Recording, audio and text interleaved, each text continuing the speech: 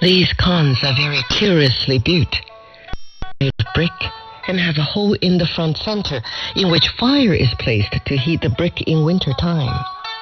During the day, a sort of table is placed on top of the khan and removed again at night. Shortly after we had gone to our rooms, some eunuchs came and brought our dinner, which they placed on a table in the center of the hall. We were so tired that we could not eat very much, and were about to retire for the night. This eunuch Li came again and told us that we must be up at 5 o'clock, not later. So I told my eunuch to knock on my window at 5. After we did finally get to bed, it seemed as if we had just fallen asleep when I heard someone knocking on my window. I woke up with a start and asked what the matter was, and the eunuch told me it was 5 o'clock and time to get up. I immediately got up and opened my window and looked out. The day was just as dawning, and the sky was a beautiful deep red, which was reflected in the lake, which was perfectly calm. The scenery was lovely, and in the distance I could see Her Majesty's Peony Mountain, which was literally covered with these beautiful stones.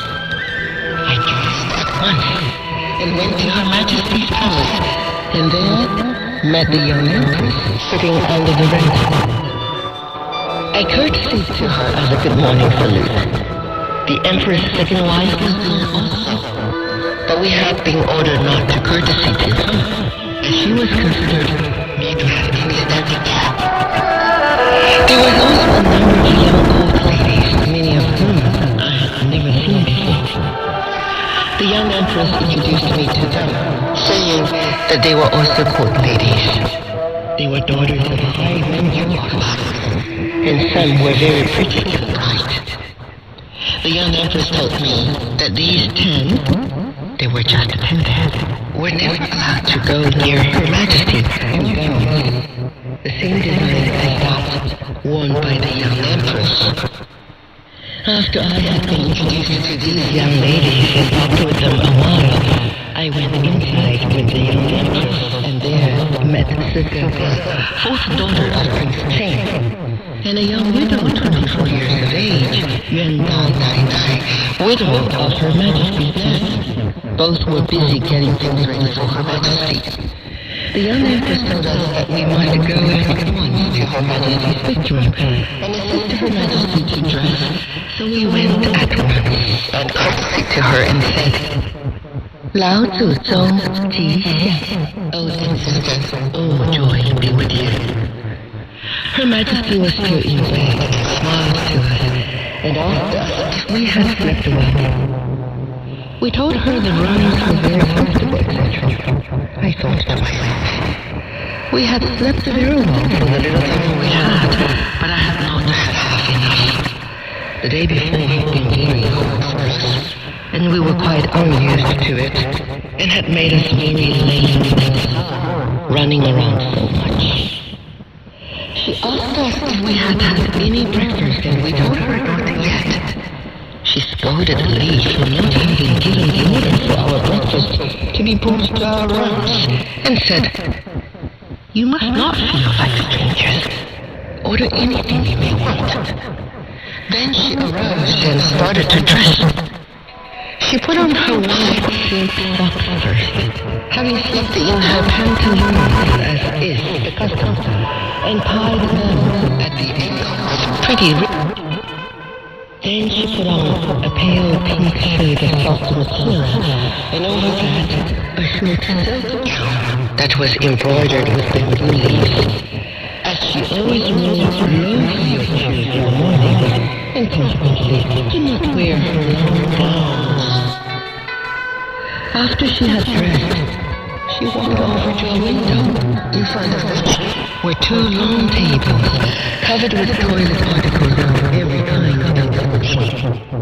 As she was washing her face and dressing her hair, she said to my mother that she could not bear to have the servant girls, eunuchs, old women touch report that they were dirty, so the court ladies must make it.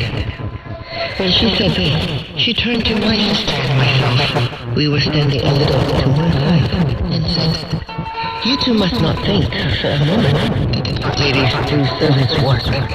But you know, I'm an old woman, and could easily be your grandmother. And it will do you no harm to work a little first. When it comes your turn, you can superintend the others. Don't have to do the work with your own hands." Then Her Majesty said to me, "Deli, you are a great help to Mrs. Farewell, and I make you my first lady in waiting.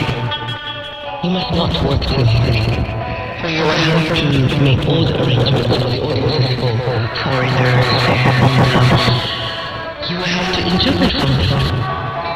I also want you to look after my jewels, and don't want you to do rough work at all.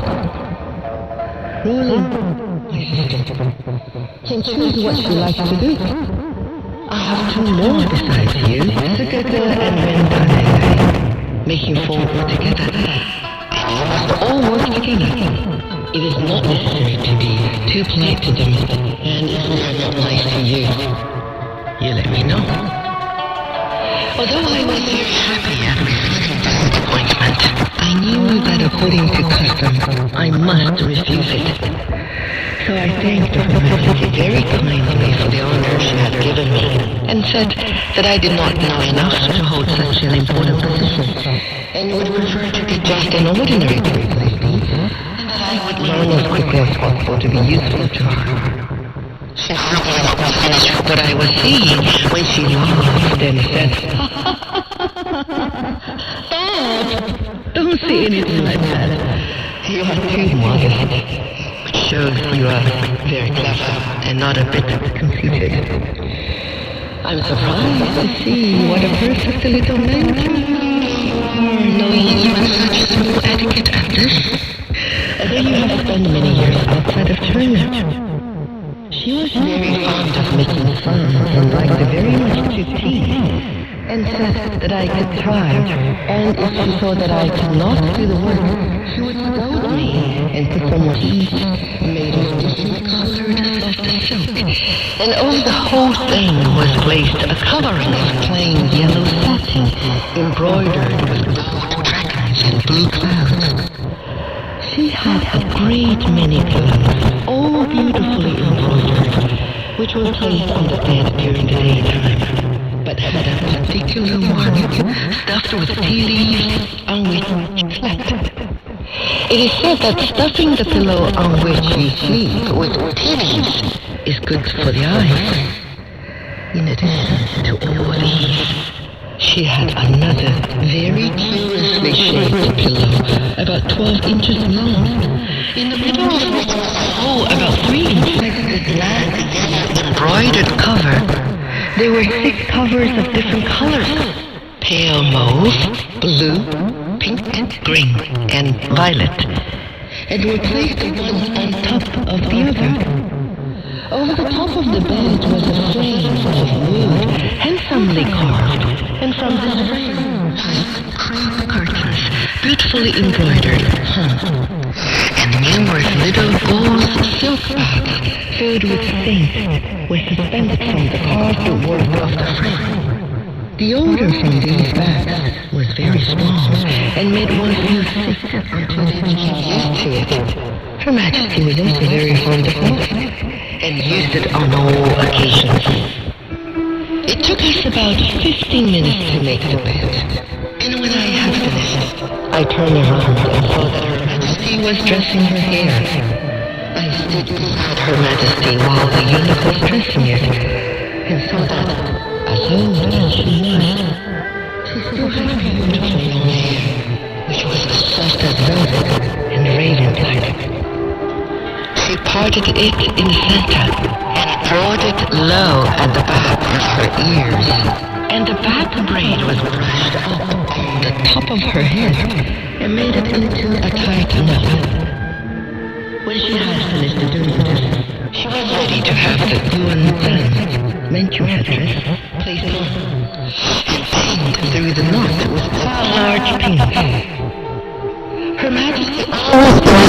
hair first and then washed her face. She wasn't fussy in particular as a young girl, and he would give it to the eunuch if he did not get it just to suit her.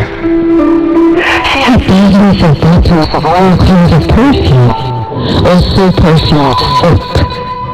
When she had finished washing her face, she dried it on a soft towel and sprayed it with a kind of glycerin made of honey and flower petals. After that, she put some kind of strong scented pink powder on her face. When she had completed her toilet, she turned to me and said, "It must seem to you quite funny to see an old lady like me taking so much care and pains. I like to dress myself up and to see others dress nicely. It always gives me pleasure to see pretty girls dressed nicely. It makes you want to be young again and so on." I told her that she looked quite young and was still beautiful, and that although we were young, we would never dare compare ourselves with her. This pleased her very much, as she was very fond of compliments, and I took great pains that morning to study her and to find out what she liked and what she didn't. After this, Her Majesty took me into another room and showed me where her jewels were kept. This room was covered with shelves on both sides of the room from top to bottom, on which were placed piles of ebony boxes, all containing jewels. Small yellow strips were pasted on some of the boxes on which was written the contents. Her Majesty pointed to a row of boxes on the right side of the room and said, "Here is where I keep my favorite everyday jewels. If someday you must go over them and see that they are all there. The rest are all jewels which I wear on special occasions. There are about 3,000 boxes in this room, and I have a lot more locked up in my safety room, which I will show you when I am not busy." Then she said, "I'm sorry.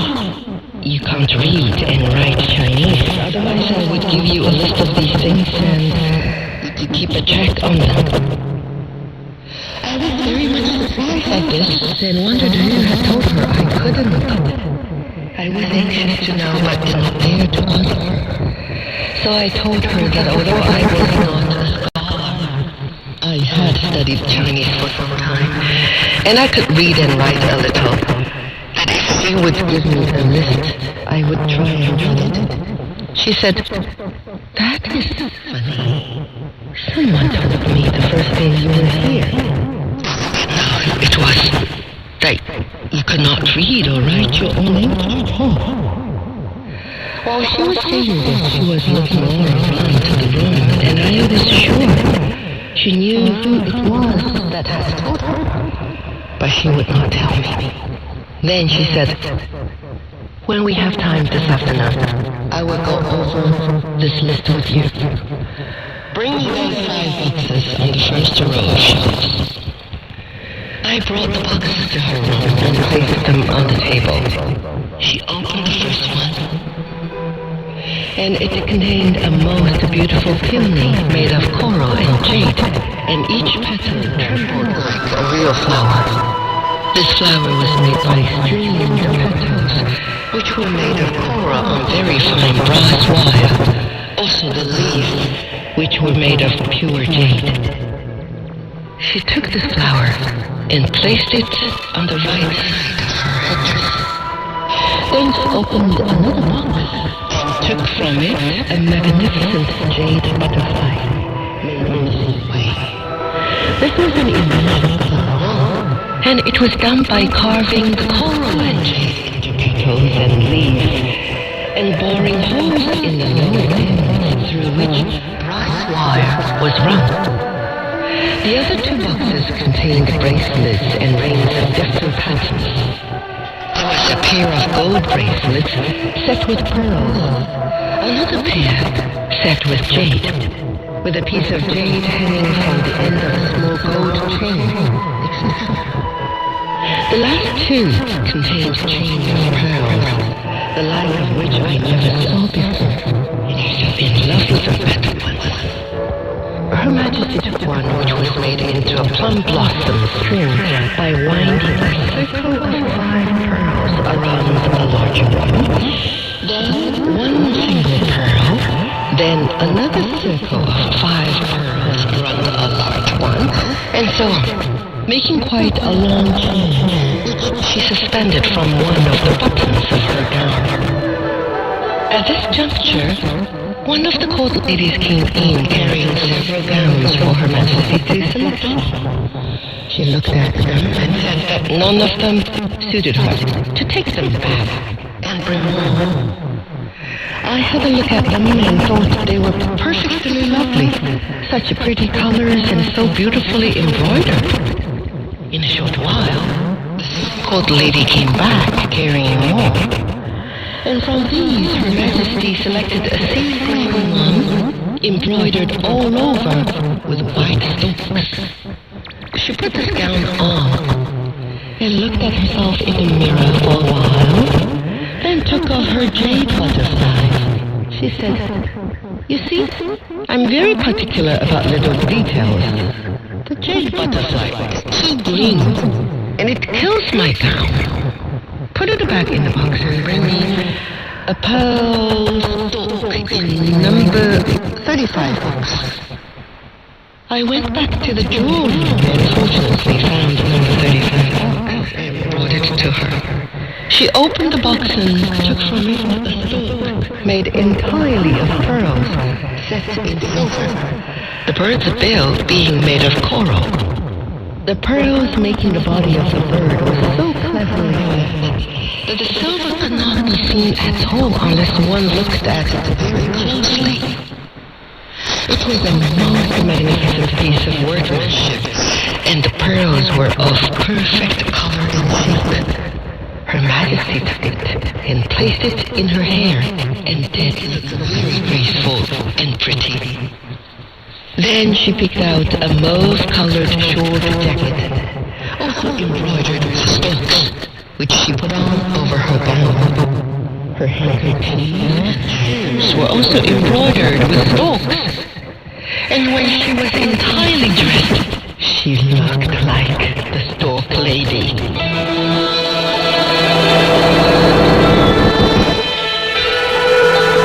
What you just heard was part 1 of chapter 6 of the book, 2 Years in the Forbidden City, written by Princess Darling and narrated by Marlene. Join us next time on Light and Literature for the second part of the chapter. I'm Maureen. See you next time.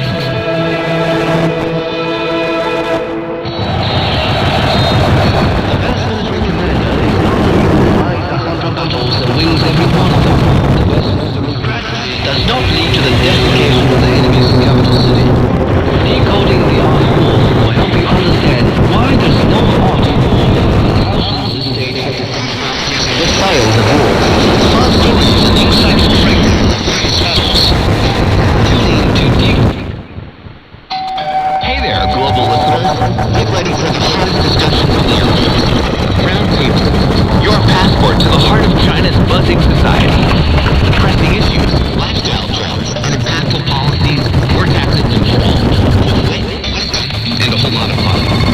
Discover the real China through the eyes and voices of its people. Gain a unique global perspective on topics that resonate universally. Tune in and turn up the excitement dialogue. As we bridge gaps and break barriers one discussion at a time. Don't just listen, be transformed.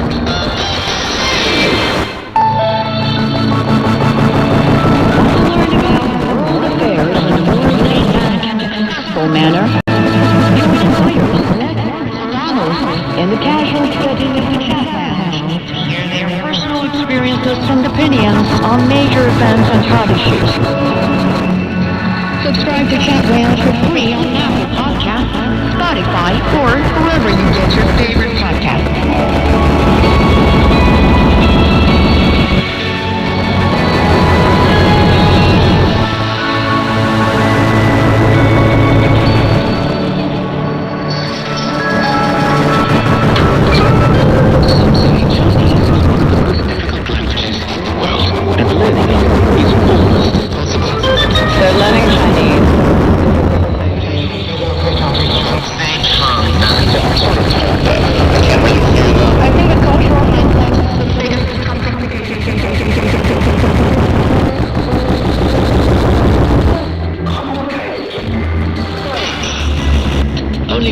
you're not learning it in the right way, why not try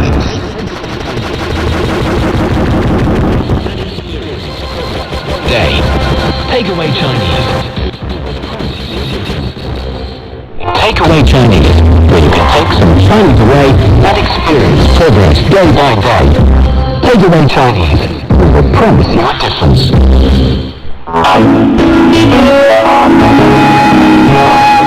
你好，欢迎收听随行汉语 Welcome to Takeaway Chinese. I'm Melvin Lin, and with me is Steve Hello. Hello, Steve. Hello, good afternoon. Great to see you again. Great to have you in the show.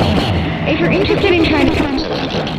Marco Polo is ebben az időszakban az 1200-as évek végén járt Kínában, és csodálkozott.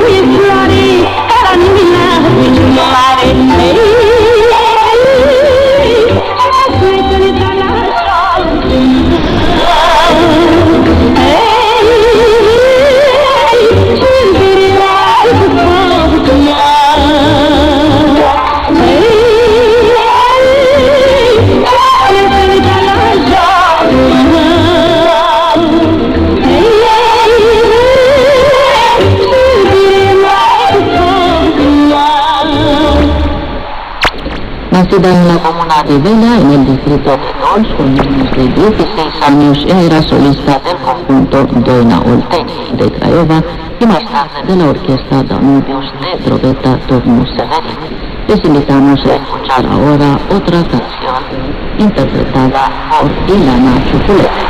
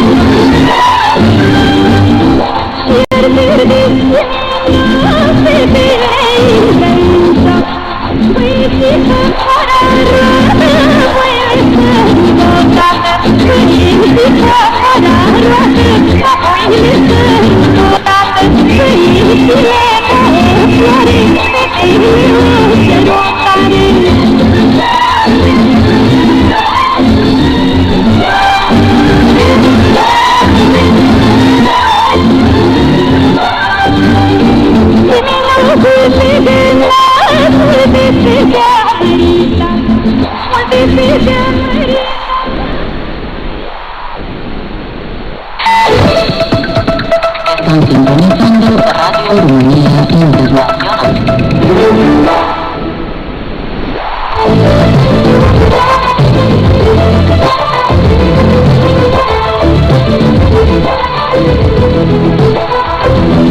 Este es el club de oyentes de Radio Rumanía Internacional.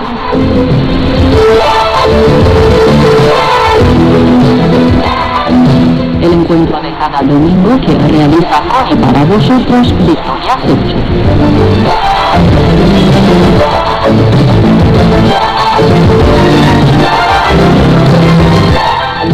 Muy buenas noches, queridos amigos. Bienvenidos a nuestra última cita del año. Muchas gracias a todos por haber estado un año más. Gracias por apoyarme y por vuestro aprecio y cariño. Gracias por formar parte de mi vida. Espero que hayáis pasado unas tranquilas y felices fiestas con vuestros seres queridos, que comencéis el 2026 con muy buen pie y que sea más generoso en cuanto a tranquilidad y bienestar para todos. También espero que sigamos compartiendo nuestras alegrías y tristezas aquí en el Club de Oyentes de Radio Rumanía Internacional.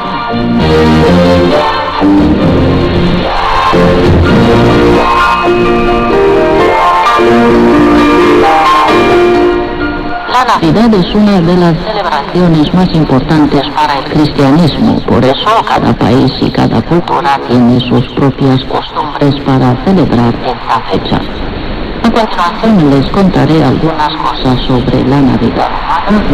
Esta fiesta que celebra el nacimiento de Jesús se llama Crăciun. Otra de las características de la Navidad en Rumanía, país en el que la mayoría de la población es cristiana ortodoxa, es el ayuno de Natividad, un periodo de abstinencia y penitencia que practican las iglesias ortodoxas orientales y católicas para prepararse para la Natividad de Jesús, que se celebra el 25 de diciembre. Se trata del primer ayuno del año eclesiástico y el último del año civil. Según las normas eclesiásticas, comienza la tarde del 14 de noviembre, pero si esta fecha coincide con miércoles o viernes, el ayuno empieza el anterior. Finaliza el 24 de diciembre. Su duración de 40 días nos recuerda el ayuno de Moisés en el monte Sinaí, cuando esperaba recibir las palabras de Dios escritas en las tablas de la ley. De este modo, mediante el ayuno de 40 días, se invita a los cristianos a recibir el verbo de Dios encarnado y nacido de la Virgen María. Durante el ayuno de Navidad, los miércoles y los viernes no se consume aceite ni vino. Además, estos 2 días se debe ayunar hasta las 3 de la tarde y solo se pueden consumir alimentos secos o verduras cocidas.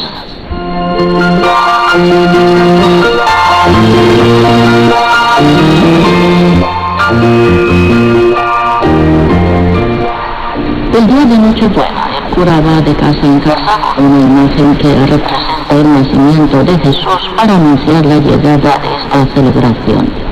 Las amas de casa le ofrecen tortillas hechas con miel y nueces llamadas pañales de Jesús. Ese día también salen los niños para anunciar el nacimiento de Jesucristo. Van en grupos cantando villancicos y la gente los recibe en casa y les ofrece rosquillas, nueces, manzanas y dulces. Por la noche la familia se reúne y disfruta de una cena especial. Para esta cena se preparan costillas, embutidos, tamales, hojas de pollo, rellenas de carne, asado de cerdo y varios dulces, entre los que nunca falta el collona, una masa hecha con harina de trigo, azúcar, huevos, muchas nueces trituradas, pasas y dulce.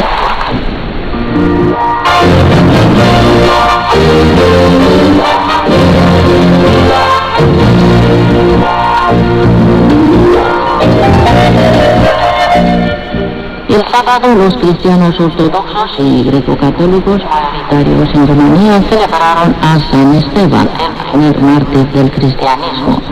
Contemporáneo de los apóstoles de Jesucristo, fue uno de los diáconos elegidos para servir en la primera comunidad cristiana de Jerusalén. Esteban fue acusado de blasfemia por los clérigos judíos y apedreado hasta la muerte.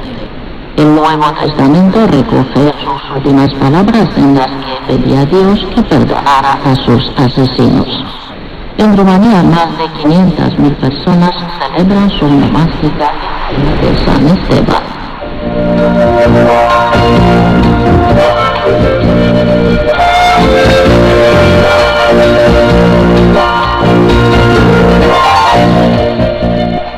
Ahora que estamos en diciembre, me gustaría hablaros de este mes en Japón, que escribe Kenji Hashimoto desde Yokohama City, Kanagawa. En Japón, diciembre se llama Shibasu, una palabra que transmite la idea de que incluso las personas tranquilas y serenas, como los profesores y los monjes, se ven envueltas en el ajetreo de esta época del año. Durante este tiempo, los hogares y los lugares de trabajo se suman a la tradición del Osoji, o gran limpieza, para dar la bienvenida al año nuevo con una mente fresca y despejada. La gente también se reúne para celebrar el Bonenkai, fiestas de fin de año en las que se reflexiona sobre el año que termina y se celebran los lazos de amistad y compañerismo. Las ciudades y pueblos se iluminan de forma espectacular y los santuarios y templos comienzan los preparativos para el año nuevo. A medida que se acerca el final del mes, se puede ver a muchas familias preparando los platos tradicionales o sechi e intercambiando nengasho, tarjetas de felicitación de año nuevo, costumbres que se han transmitido de generación en generación. A pesar del ajetreo, Shibasu es también un momento en el que la gente recuerda el año que termina con gratitud y se prepara para un nuevo comienzo. Si alguna vez tienes la oportunidad de visitar Japón durante esta época, espero que disfrutes del ambiente único de nuestras tradiciones de fin de año. Muchas gracias, Hashimoto, por compartir con nosotros estos detalles tan interesantes sobre cómo pasáis el último mes del año. Espero que disfrutes al máximo de esta época tan especial y que tengas un año estupendo. Hasta la próxima.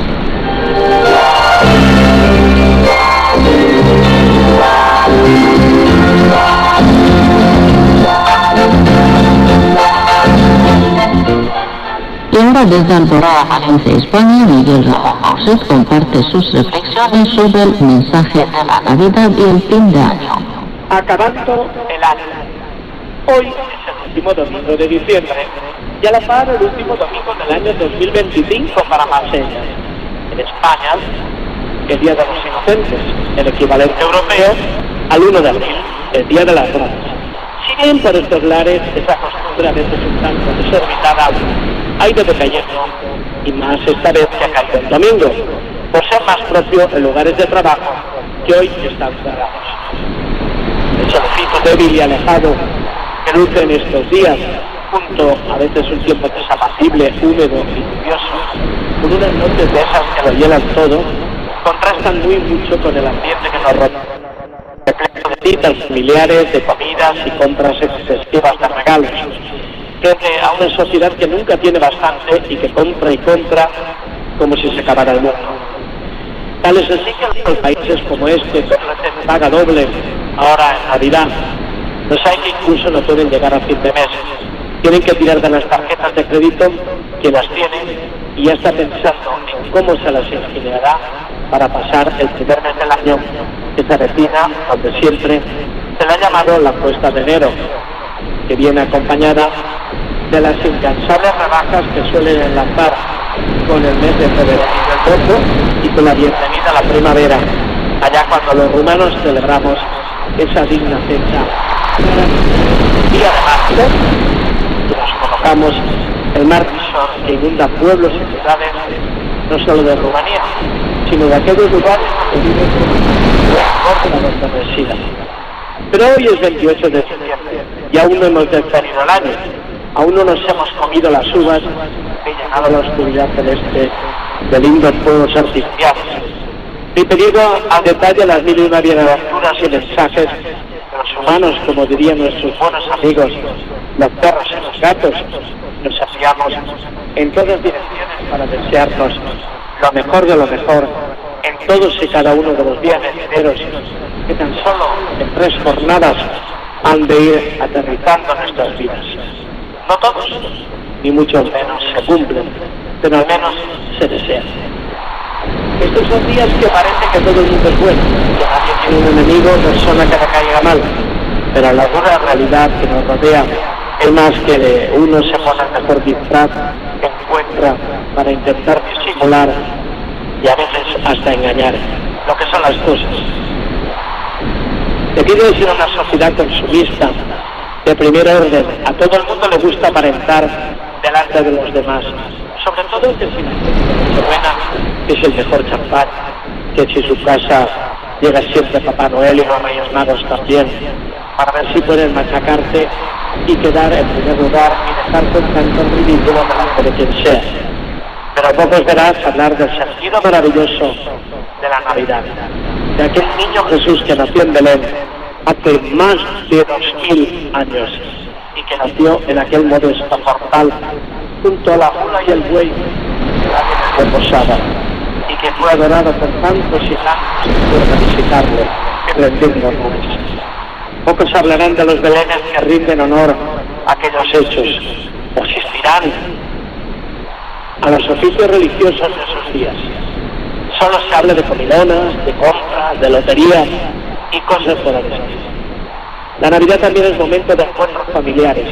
Algunos no se ven en años por los distantes que viven y la Navidad les acerca muy mucho, echando en falta a veces aquel que ya no está con nosotros porque ha tenido que irse. En algunas casas hasta se deja el puesto vacante con el cubierto encima de la mesa en señal de respeto. Ir de compras es toda una aventura, los sitios llenos, las calefacciones a tope y el contraste con el frío es más que notorio.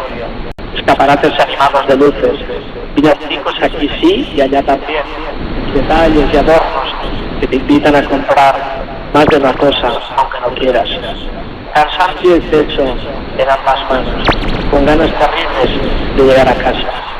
A fin de quedar bien con todas las ramas de las familias, se dividen comidas y cenas para intentar al menos contentar a todos, o la inmensa mayoría. Nochebuena aquí, Navidad allá, Nochevieja por aquí con los amigos y primer día del año con aquellos que aún no habíamos quedado, no habíamos concertado cita. Que no se olvide recoger lo que ha dejado Papá Noel o los Reyes Magos más tarde, o las estrenas tras la comida de Navidad. Ajeteos tras ajetreos, de aquí para allá sin cesar, aprovechando el paréntesis vacacional de estas fechas. Este año, como actividad diferente, este fin de precisamente asisto a una Navidad rumana, pero celebrada en Valencia con todo lo imaginable y por imaginar, para que parezca que estemos en tierras romanas. Posiblemente lo único que faltará es el frío o la nieve. Colindes, música rumana, con cantantes venidos expresamente o afincados aquí. Puestos de comida y bebida, merchandising, en un hotel que es de una rumana, en plena naturaleza valenciana, y que de seguro resultará todo un éxito.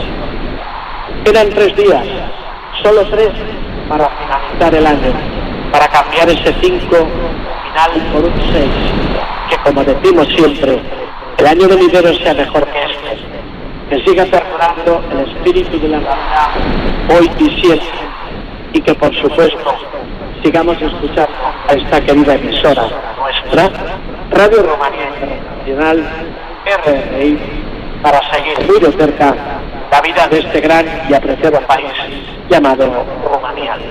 Feliz 2026, amigos.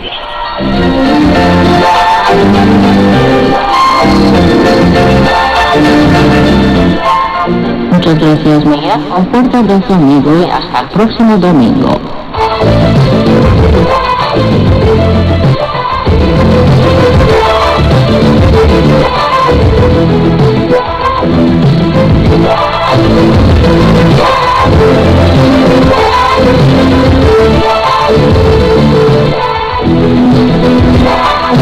Os recuerdo, queridos oyentes, que me podéis escribir a Radio Rumanía Internacional, redacción española, calle General Petro 6064, casilla de correo 11, Bucarest, Rumanía, para el programa Oyentes, o bien a la siguiente dirección electrónica: victoria-sechu@yahoo.es.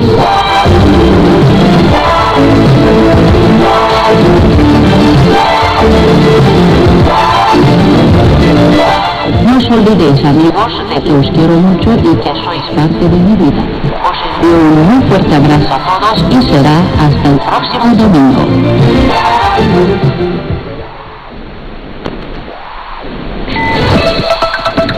Están sintonizando Radio Rumanía. A partir del 26 de octubre de 2025 y hasta el 28 de marzo de 2026, las emisiones en español por onda corta de Radio Rumanía Internacional se pueden sintonizar de este modo: a las 20 horas UTC por 9.500 kHz en España, frecuencia alternativa 11.730 kHz. A las 22 horas UTC por 11.660 TRM en Argentina y Brasil, frecuencia alternativa 17.640 kHz. A las 0 horas UTC por 17.560 kHz en Sudamérica, frecuencia alternativa 15.200 kHz, por 9.730 kHz en el Caribe, frecuencia alternativa 9.510 kHz. A las 3 horas de la madrugada UTC por 11.660 kHz en Sudamérica, frecuencia alternativa 11.800 kHz, 9.545 kHz en Centroamérica, frecuencia alternativa 9.720 kHz. También podéis sintonizar nuestras emisiones en español vía satélite, Eutelsat 16A en 11.512 MHz, polarización vertical azimut 16 grados este, y a través de TuneIn y en su teléfono móvil o fijo al precio de una llamada local, en las condiciones de su plan tarifario, llamando al número 1425394782 en los Estados Unidos y al 89927466668 en México.